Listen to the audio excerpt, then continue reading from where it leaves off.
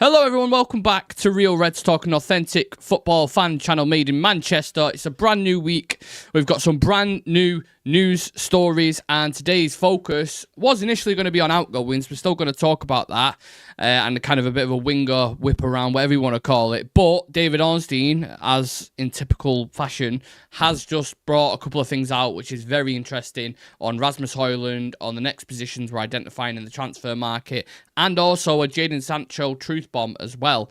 Doing what he does, cleaning up shit of other journalists, what they've spouted on X, like Duncan Castles and all these kind of guys. So that is going to be a focus point, and then the rest of the story is going to be on your screen. So a couple of the players who are at United in a minute will not travel to USA on pre-season tour.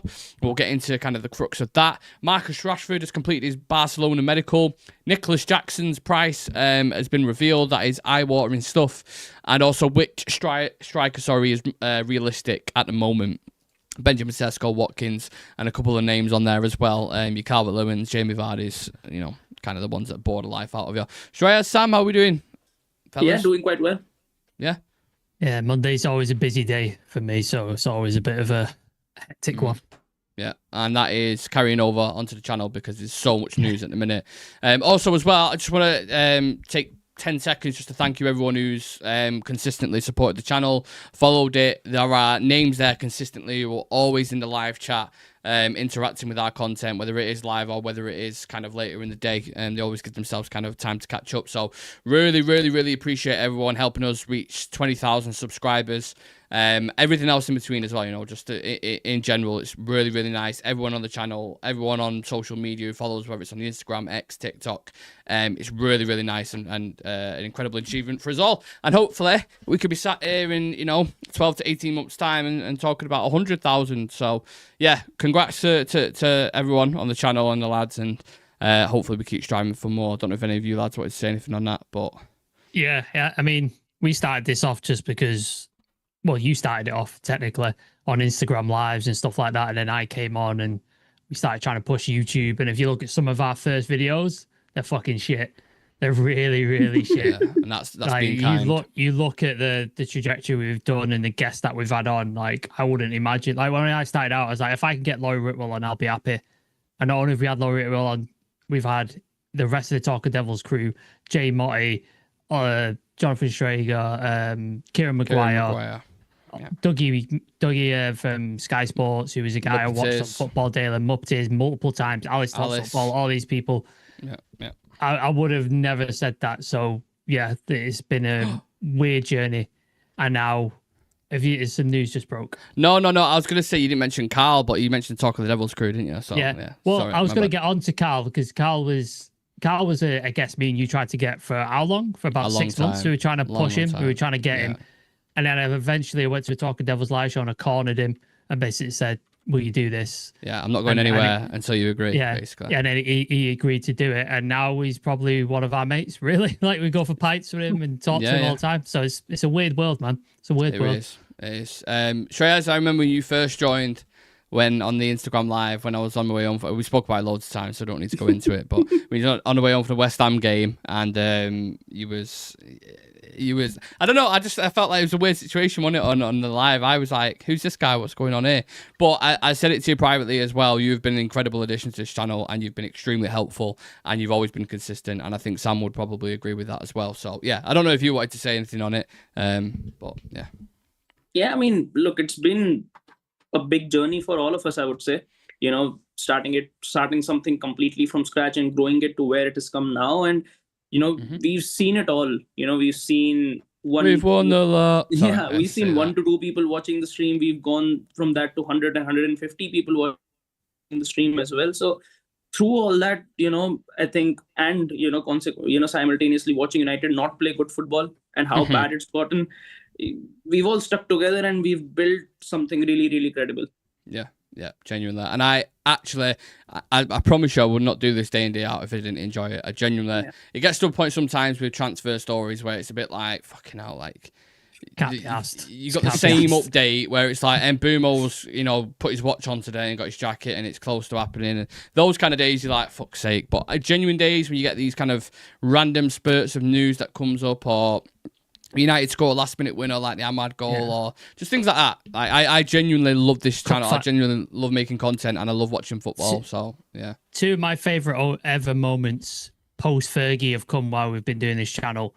Yeah. Like you said, the Ahmad moment against Liverpool was up there.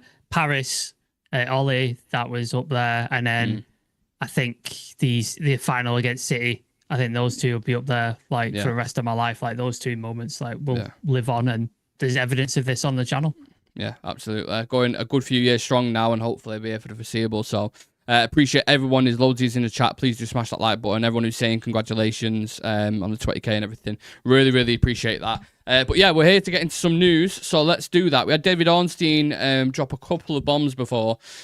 So one of them was after completing the signings of Cunha and Mbeumo, Manchester United is set to focus on new signings in other areas in no particular order. The goalkeeper department, which we've seen could be kind of Son Lamans, could be Emi Martinez, there's a few there. A defensive midfielder is on the agenda. Thank God. Yeah, thank you, David. Thank you, David. Jesus Christ.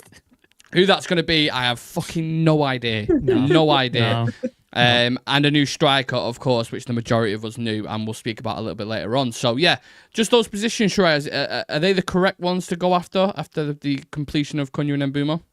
I think so, yeah. And I think these are probably, the areas where I think we've been saying it from last season that we need reinforcements in those areas. Striker is definitely needed. A goalkeeper is definitely needed. And not just a defensive midfielder, but just, someone who's a lot more well-rounded than the players we've already got now. Someone who can bring the best out of, the attacking as well as, the defensive side of being a midfielder is, what this team actually really needs.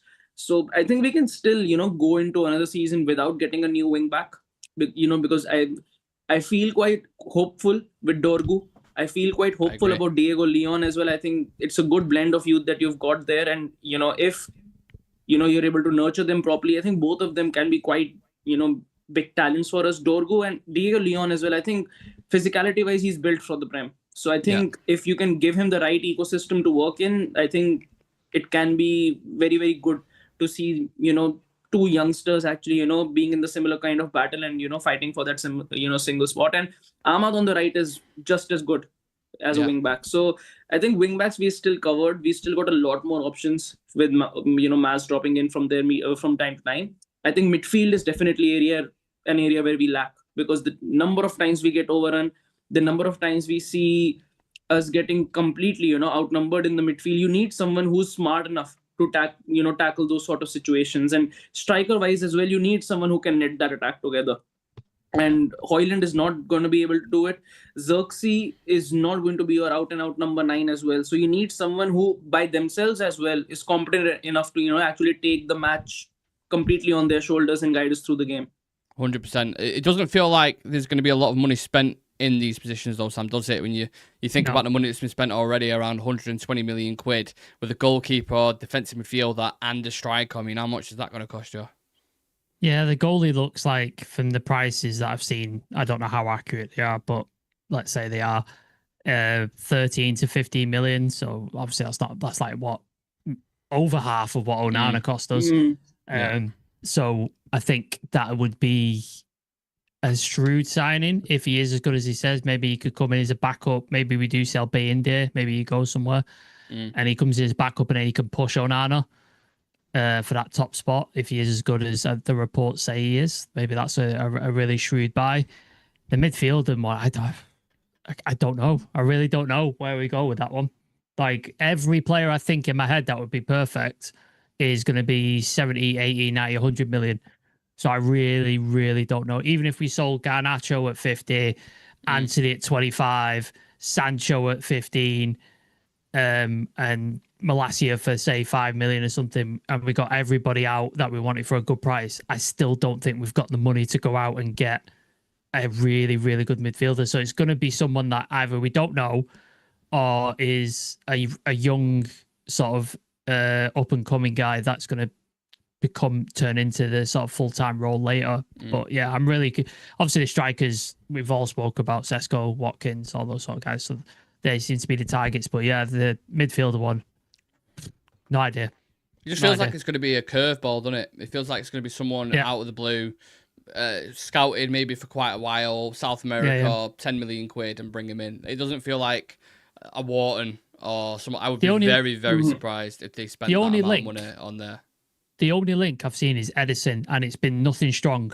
Like, it's not been anything strong. Like, he says, and then from what I was watching, like a breakdown and stuff, he seems like he's just a slightly better version of Ugarte. Yeah. From what I've seen. Yeah. And it's like, is he worth 60, 70 million to get a slightly better? Not for me. Not for me. Let's see what everyone else thinks in the chat. Let me know in the comments section. Let's have a little look, see what people are saying. 40 of you in the chat, so please do leave a like on that video. We're on 20,023 subs at a minute, so next milestone I'll probably say 25k. Then we move on to 50 and we keep moving. Remember, these days when we are on top, when you see the lows and you love the highs, we certainly will, Navin. That's why I would never. I know sometimes YouTubers get rid of videos, you know, from the earlier days. And I think I don't want to do that, because if you get to 50k, 100k, and it gets to like a really good standard, you then go back and look at your first video and you see the progression, right? So I would never want to do that. Imagine we get to like a studio or something like that sort of level, and then you look back at your first video and we're doing a shit green screen and we're trying to like figure it out and stuff like. Lighting all over the fucking place, like, you know. Amir Fikri, hello friends, hello to you, Amir. Hope you're okay, brother. Or sister. Pat Macy, congratulations, lads. Great stuff. Thank you very much, Pat. You've been a big part of it. Always appreciate you tuning in live. Lumen in the chat saying big up as well. Yeah, thank you very much, guys. The other Ornstein bit that I wanted to discuss. So quite surprisingly, I don't know if you guys would agree with this, but there is a very good chance that Rasmus Højlund leaves Manchester United this summer. This is Ornstein saying this. This isn't fucking, you know, a tier 3 or tier 4. One, is that surprising to you, Shreyas? And two, do you think maybe this is why I've seen Laurie pushing it quite a bit, that he still thinks Rasmus is going to go as well? Yeah, would that surprise you at all? It doesn't surprise me, because one thing for sure that, you know, we've seen already under Amorim is, if he doesn't really fancy a player, he's not going to play him. Not even going to, you know, put him on the bench for that matter. And when you look at Højlund, he's had a lot of opportunities last season to actually prove his worth, that, you know, he can somehow fit into, you know, at least some capacity into this team. And by the looks of it, he doesn't fit into it in any regard. Xerxes still fits into it because he's versatile enough to play as a 9 as well as a 10. And in said scenarios, he can do a job for you in that number 9 position as well. So Xerxes is still useful to, you know, Amorim in this team. Højlund isn't. And with the way Amorim has actually, you know, came out and said that he desperately needs signings, he needs to have more physicality and more legs centrally, it just goes on to show that he's in desperate need of another number 9. So if you are going to get another number 9, you're not going to be playing European football. It's just 38 games in the Prem. In totality, I think we would play around like 40 or 45 games next year. You don't really have a need to have 3 strikers in the team. And Xerxes is already there. Cunha and Mbeumo can do just as, you know, decent or even a better job than Højlund does in that number 9 position. So he's not really going to get any opportunities. And if he's not going to play, his value is only going to depreciate more. So if you want to cash out on him, this is the window. Because if you don't, he's going to be, you know, put on the bench. He's not going to get minutes as it is. And the price is going to go lower. And the loss that we'll have on Højlund, I think we paid around 72 to 75 million on him. It's only, you know, the gap will become even a lot more. It is crazy that we spent 70 million quid on Højlund, you know. It is fucking mental, really, when you think about it. Are you done with Højlund now, Sam? Is any coming back based off his performances last season? Do you still think there's a player to work with there, maybe as a second striker with the pressure off? As a backup, I think, yeah, there's maybe something in there. But as a starting striker, no. Like, he isn't the guy. Like, he just isn't the one. Obviously, financials are really sort of tough at United in a minute. So maybe one way of freeing up sort of money is getting a player like Rasmus Højlund, who obviously Amorim wants a new striker. So if you can sell him, that gives you extra money to put into that pot to go out and get or spend a bit more on, say, the 70 million on Sesko, or say 50, 60 on Ollie Watkins or something like that. That gives you a bit of extra sort of bounce in there. You then have your backup with Cunha and Mbumo can both play in that striking role. You got Cheeto, who might stick around or might go on loan. You got Xerxes, who could play there. So you've got options if you did sell Rasmus Højlund and you brought in a striker. It's not like if you sold him and then you'd have to go get two again. There's options you can cover for that position. So yeah, like it makes sense to me. Laurie's been pushing it for a long time, and I believe what he says. And now Ornstein to confirm it is like, it seems like United would be willing to let him go. Whether we actively pushing him out the door, I don't know. I know Inter was rumoured, but that seems to have died off now, didn't it? Didn't they sign somebody else, I believe? Yeah, they signed a young striker, yeah. So that seems to have like not happened anymore, but I'm sure other Italian teams would fancy him. I'm sure of it. Yeah. For me, it's more of a question of, is this going to be a loan or is it going to be bought outright? In which case, for me, at a minute, I would rather keep him around as a secondary striker than loan him out. I don't see the benefit to loaning him because, you might be putting him in the shop window or whatever, or getting his wages covered. But what is his wages realistically? 70k a week, something like that. Like you're not saving astronomical amounts like you would with Sancho or Rashford. So I would rather, if someone comes in and says we'll pay, I don't know, 30 to 40 million quid, I'll be like, okay, let's have a conversation. If they're like, loan with an option, fuck off. No, I'd rather buy a 9 right now and have him there to come in, because I'm not saying it's out that a lot of people seem to be just writing him off and he's definitely not good enough and blah, blah, blah. And I get it, right? Because last season, he's got a lot of work. But at the same time, we also saw under Erik ten Hag what he is capable at times, what he can do. So there is a raw product there. And I'm telling you now, that is why Italian clubs are willing to gamble on it. Yeah. That's why. That's why you've seen so many clubs linked with him. I think the pressure of like, he should never have come in as United's starting 9. That should never have happened. Yeah. 2021, and you've come for a lot of money, which isn't his fault, but we overpaid for him, so that puts pressure on you automatically. And then you're being forced to start as the number 9. I'm sure he backs himself. I'm sure he was like, I could do this and stuff. But the reality is, unless you're absolutely world class, you're not going to take that pressure, and it's going to get to you. And we saw it did, like especially last season, it got to him. And he was frustrated. The people weren't passing to him. He was trying stuff that he's not good at, like trying to hold the ball up and fight defenders. That's not what his game is. He's a channel runner. Gets on the end of balls in behind. That's what he excels at. He's a quick player. And he's trying to wrestle defenders every week. And we just got sick of it as fans. We were just like, why are you doing this? Like, what are we doing? And then we're lobbing it long to him as well. Like, it's not his game. We just weren't playing the way he's supposed to play. Had we got in an actual striker the same summer we brought him in, say we brought Harry Kane in, that's the perfect setup in it. Harry Kane plays most of the games, the important games, and then 20 minutes for the end, Højlund comes on, tries to get about a bit, and then in the cup games, and then he learns off of Harry Kane how to become a better striker. But no, we threw him in the end and we just went, go on, you're it. And then you're surprised why he failed. Like, do you know what I mean? I know we've spoken about that before, but the cross way of, do we go get Kane or do we get Rasmus? And that decision, how much impact that has had, it's just like, so many decisions like that, though. So many decisions like that have just affected us. Like, it's ridiculous. Crazy. You look at for an extra 20 million or something, you could have got Kane. It's just fucking such bad decision making at the highest level, innit? All right, anyway, let's move on to conversation because we've got quite a few things to get through. So Chris Wheeler reported before that Alejandro Garnacho, Jadon Sancho, Antony and Tyrell Malacia will not travel to the US on tour with the Manchester United squad tomorrow.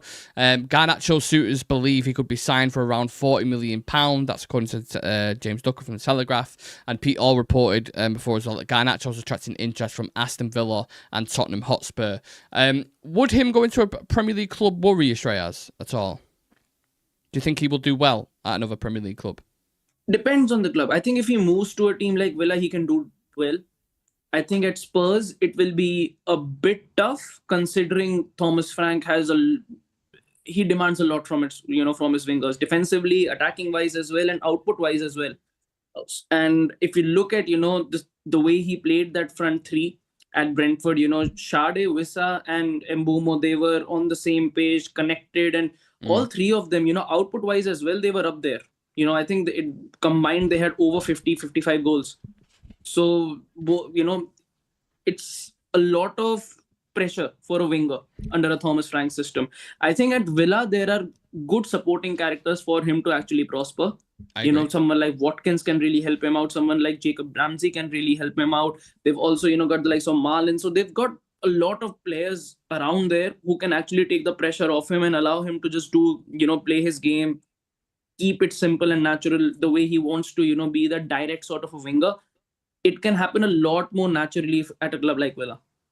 I agree. I think he suits Aston Villa a lot more for me. But on the price point, Sam, £40 million that's being mentioned, you've got to look at that and think, come on, like you've got to get more than 40 million quid for him. Yeah. You see the wingers that are going at the minute, surely. Yeah. Nah, Madueke, 52 million. He was the other one that went. Kudus went for 55. Kudus. Elanga went for 50 odd. So Elanga's numbers are nowhere near Garnacho's numbers. Not saying Elanga didn't have a good season, because he did. But you look at Garnacho's numbers, like he was in that top percentage of like goals and assists, or the way he sort of played and stuff. So why is he only worth 40 million? Is it because of the fallout? Like they've just knocked 10, 15 million off his price tag because the fallout became public? Is that what it is? Like, in which case, like, does talent matter then? Like, does talent and sort of stats not matter then? Because it's all about the sort of perception of what the price is. Like the perception of Madueke is he's worth 52 million. But is he actually, if you look at the stats and the sort of what he brings to the team, is he actually worth that? Probably not. It's the same, but you go the other way. Like Antony, we paid 80, 90 million for him. Yeah. He's not worth that, but we paid that.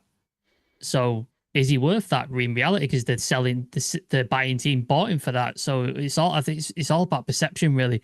For me, we have to get more than 40 million. 40 million is a joke. One of the most promising prospects in world football works like a dog, is definitely potential there. Sure, he's got attitude issues, but a lot of players have got attitude issues. Like, especially wingers. Part of it. Yeah. And he's not even at his peak yet. He's 19, he's 20. Like, he's not even at his peak yet. So, yeah, 40 million is a joke, in my opinion. It's a weird one because I agree with you on the price point. I think we should definitely be getting 50 plus. However, when I compare him with other wingers that have gone, like Madueke, Elanga, João Pedro, these players, he's not better than them, in my opinion. I don't think his numbers are. His numbers are. I don't know. Not than Elanga. Elanga got 11 assists last season for Nottingham Forest. Garnacho got 10 goals and 11 assists last season. Yeah. Madueke, you floating maybe a little bit less, like, and you can go for the others, and it's kind of there. João Pedro's constantly. He was injured. He was suspended. Like, he was in and out of the team, and he played as a number 9, really, didn't he, for Brighton more than anything. And then who else did they? Pedro Neto. What did he go for? 60? 60. Yeah. Got Anthony Gordon 60. Doku 50. Constantly injured. Pedro Neto, just never fit, but he went for 60. So, like, do you know what I mean? That's why I'm saying I agree with you. The price, what the market is demanding at the minute, 50 plus. But I don't think he's better than a lot of the players that have been mentioned. I think Elanga was incredible for Nottingham Forest. I think from a perspective of having an impact on the overall team as well, I think definitely Elanga was better. But again, if Garnacho's shirt wasn't a Manchester United one and any other club, for example, if he was a Brighton player, he would be going for upwards of 100 mil right now. I don't know. It's just because we've watched him enough to know, like, how raw he is and how rugged he can be at times, and how fucking frustrating he can be as well. If we were buying him right now for Napoli, we're paying 70 million. Yeah, agreed. Easy. With the same stats, the same games that he's had for us, he's had Napoli with the same stats, same goals, attitude and stuff. We're paying 70 million for him.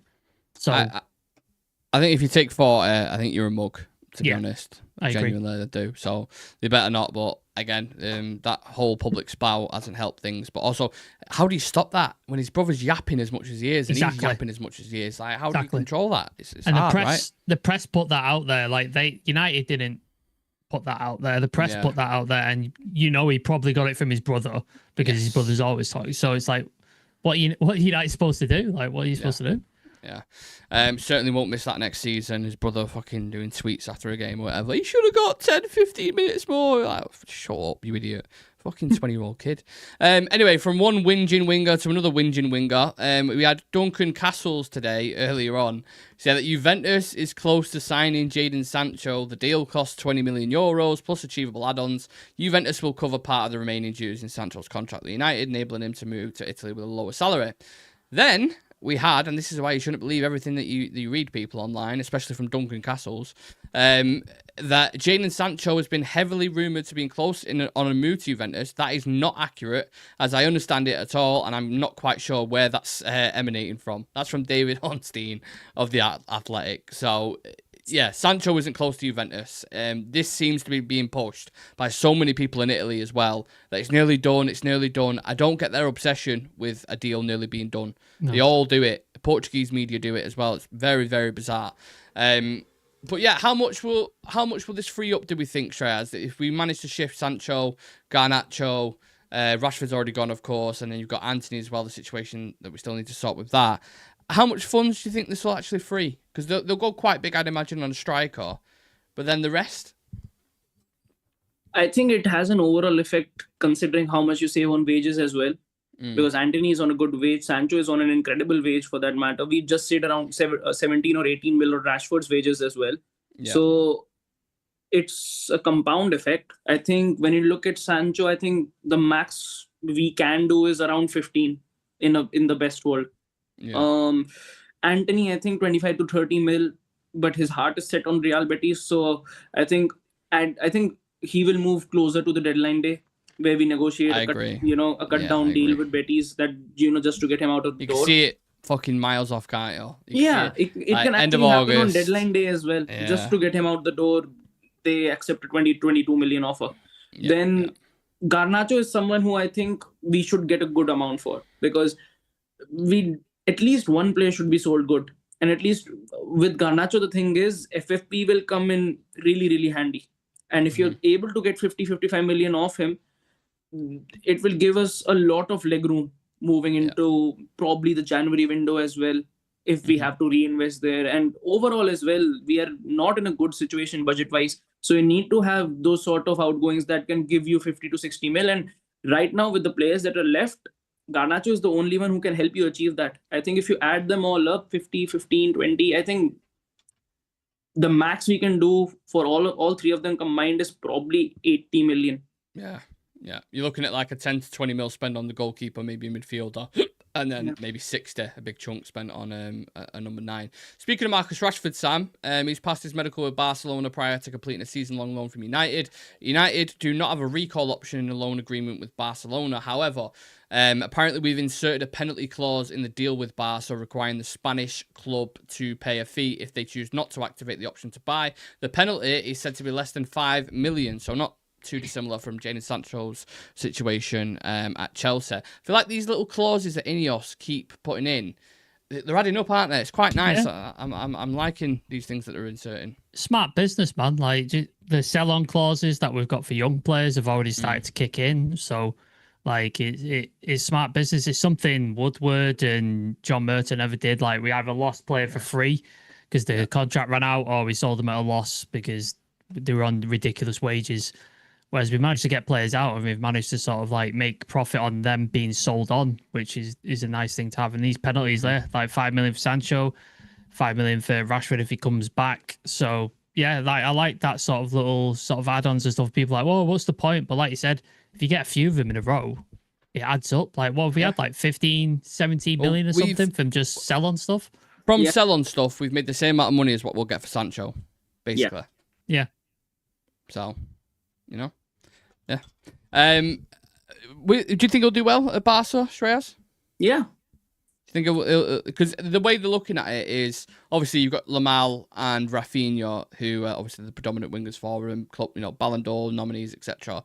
But Lewandowski's aging a little bit. He can play as a 9, and also they need kind of backup in winger positions as well. So you think he'd get enough minutes, probably? He will get enough minutes because Dani Olmo is quite injury prone as well. And I've seen last season in set scenarios, they move Rafinha in the 10. They move with Ferran Torres on the left-hand side on quite a lot of occasions as well, who's done an incredible job there, no doubt. But they need depth.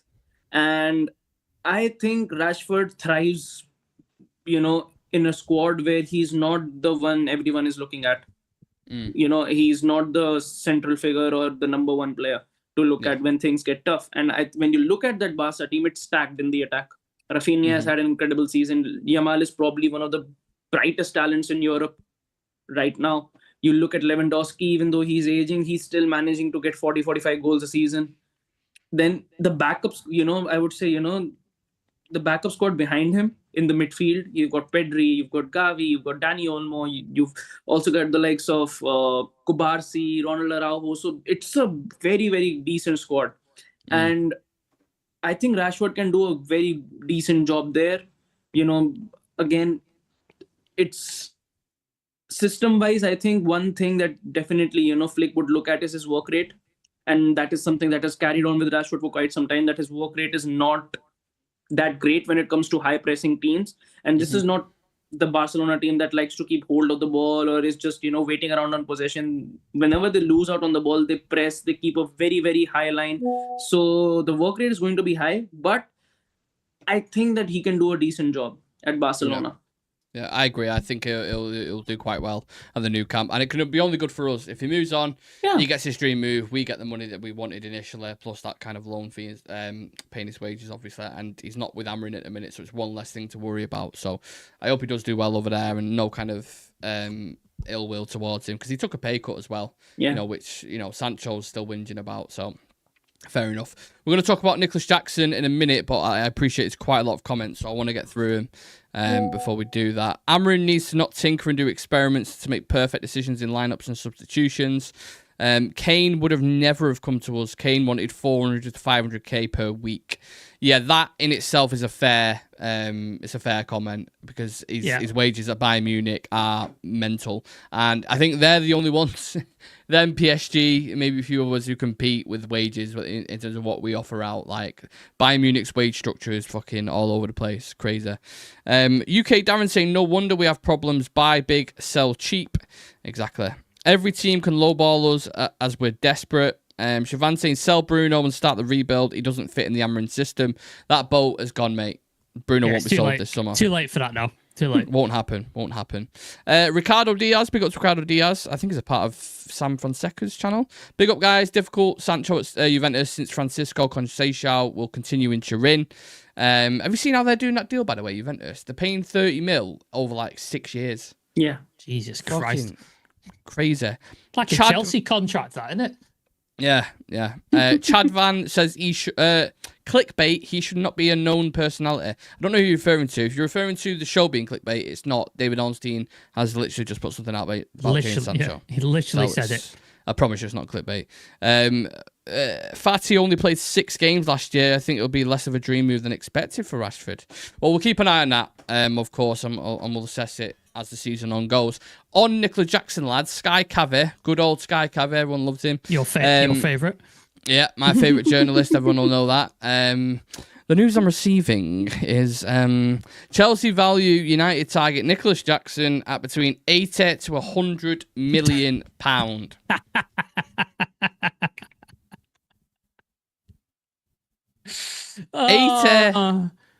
Just in case people didn't hear me correctly there, I didn't say 8 to 10 million pound. 80 to 100 million pound. They are using the 79 million pound paid by Liverpool for Ekitike as a benchmark for any potential deal.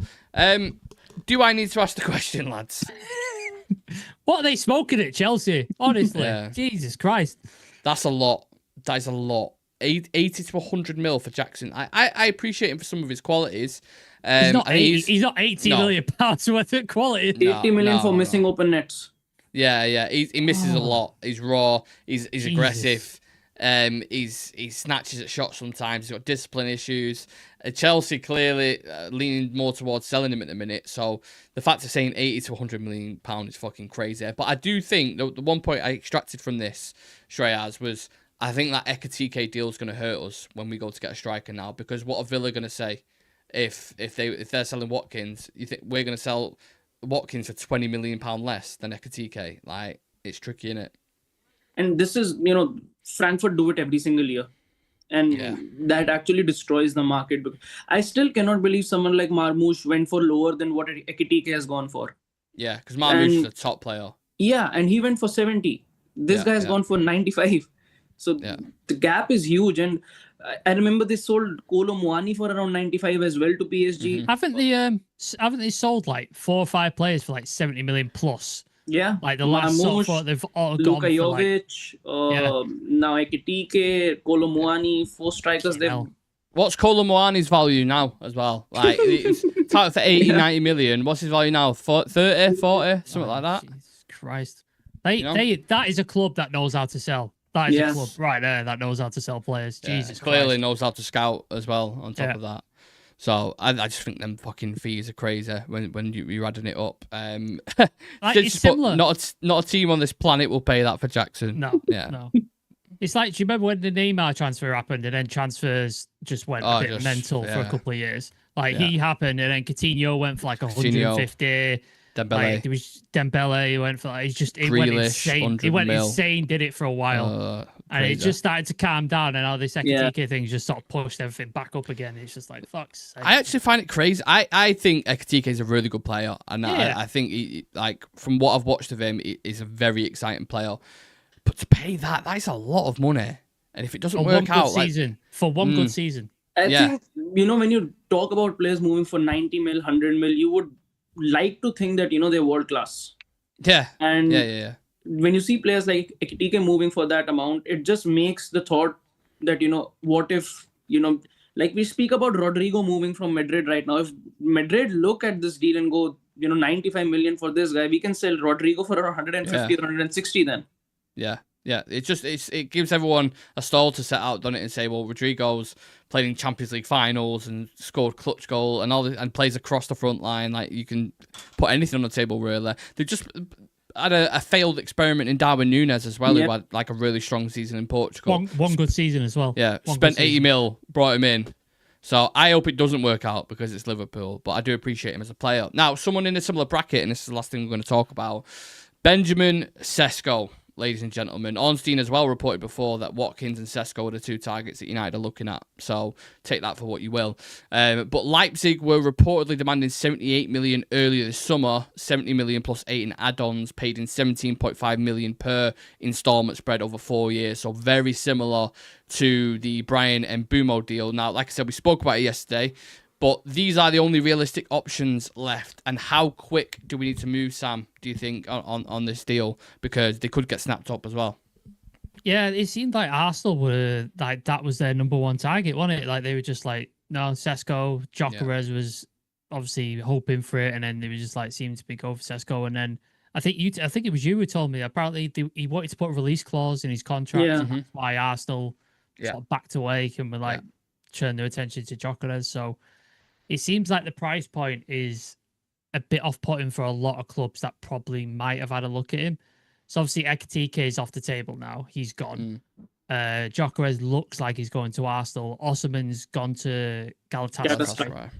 So he is the sort of last one left, I would say, of like the strikers around that could potentially be the next one. But Liverpool have obviously sort of got their guy. Arsenal have got their guy. City don't need anybody.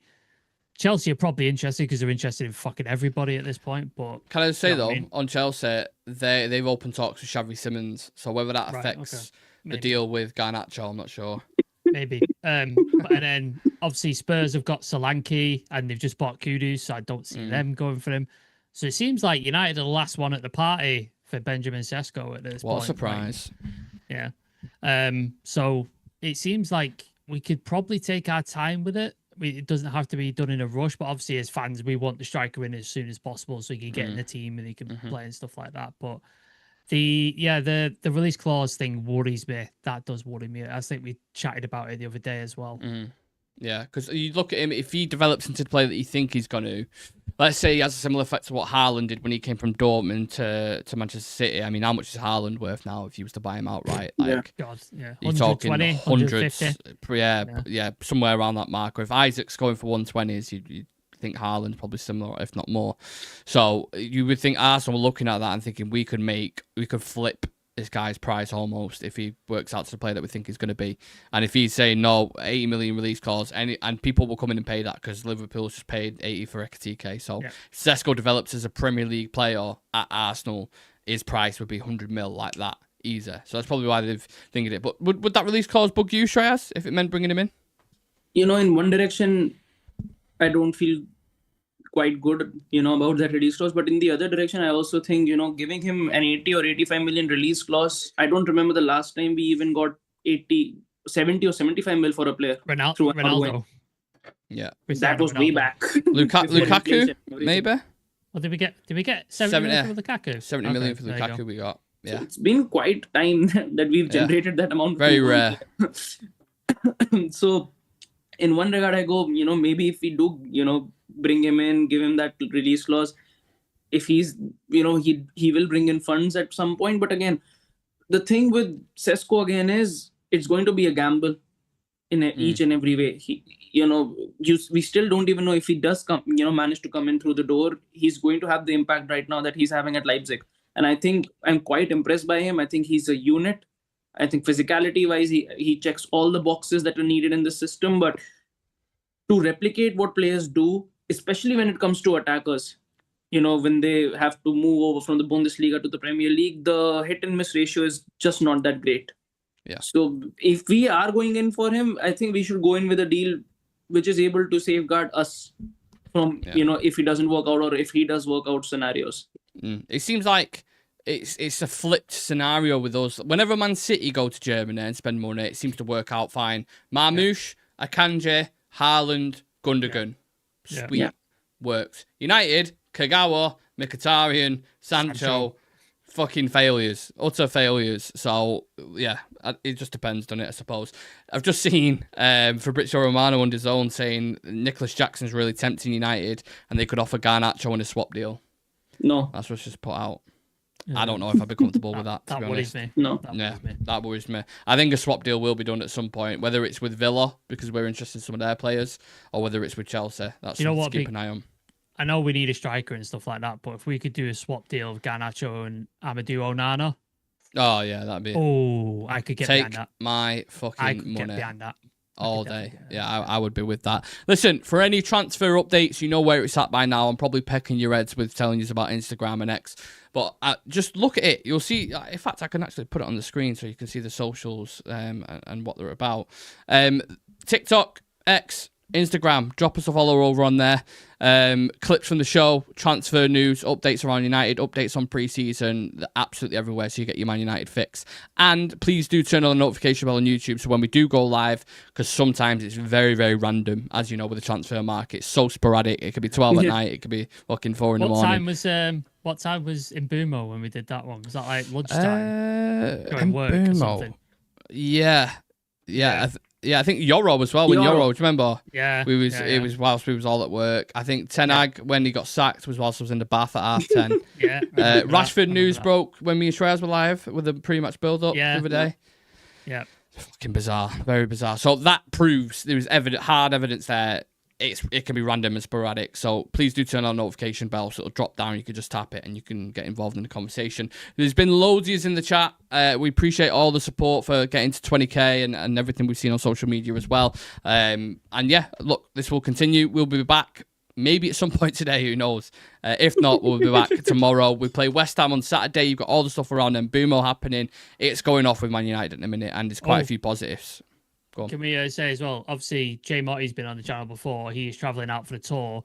We are going to get some tour updates from Jay Motty live in the USA and stuff like that. So please do keep your eye out for that. It could be a weird time just because the time difference in America and stuff like that. But please keep an eye out because that's going to be cool as fuck. Yeah, be good to speak to him for sure. When you said, "Oh," then I thought there was something that's just dropped. No. I've got Twitter. I've got Twitter in front of me, so we're all good. Right, ladies and gentlemen, like I said, appreciate every single one of you. If you want to support the channel further, you can become a member. Click the join button next to the notification bell. We're going to drop a members video at some point this week, something fun, different to your typical transfer news. There's already quite a few members signed up, so it's about £2-3 a month. Helps support the channel and helps us kind of continue with it. So appreciate you all. Enjoy the rest of your day, and me, Sam, and Shreyas will see you guys.